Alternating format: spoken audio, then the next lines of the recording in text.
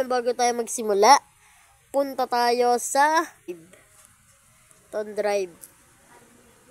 At huwag nyo kong kalimutang i-follow sa akin TikTok. Lalagay ko na lang sa comment section. So, pindutin mo lang yung Drive. So, ito yon yung mods.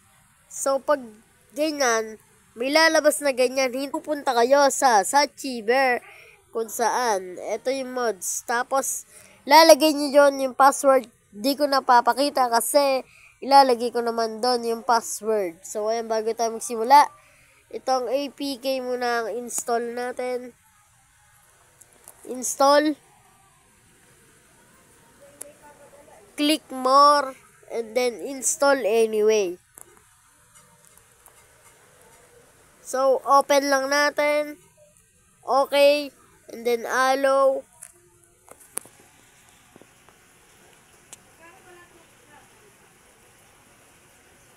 And then, click mo yung offline. So, i-back mo na. Alisin mo na yung APK. So, balik tayo sa Chiber. Ito yung Cleo. And then, pindutin mo lang. And then, files. Tapos, TextDB. So, ito ang i-rename natin yan. Ito ang tatlo. O, yan tatlo lang. So, una, GTA 3. Rename lang natin dyan kung ano yung GPU nyo. Kung kayo ay DXT or PBR. DXT, PBR. Ako kasi, ETC ako. Depende sa GPU nyo kung anong ilalagay nyo. So, itong tatlo lang.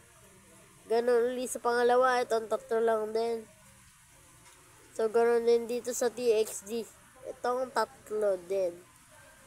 Itong tatlo. Itong tatlo ha. So, back lang natin. Pag na-rename na ng maayos, copy lang natin. Select all. Tapos, copy. Depende sa inyo kung copy or cut. Sa akin kasi copy. So, device. So, Android protected. So, ito, data. Tapos, ito. So, ito, Comrock the Star Games. So, paste lang natin dito. Hintayin natin matapos. At ayun, makakapaglaro ka na ng GTA B3 mods by Mac. So, happy 400 subscribers nga pala sa ating YouTube. And then, salamat sa mga nagla-like and nag-subscribe sa ating YouTube channel. So, ayun, try na natin. Pag may lumabas na ganyan, replace lang natin yan.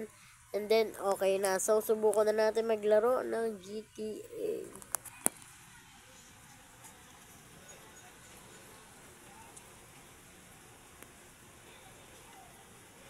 Offline, and then kahit ano dyan sa tatlo. Ako sa load game.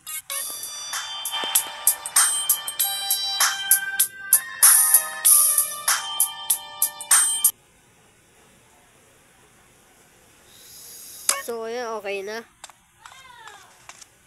So, try na natin. Huwag tayo.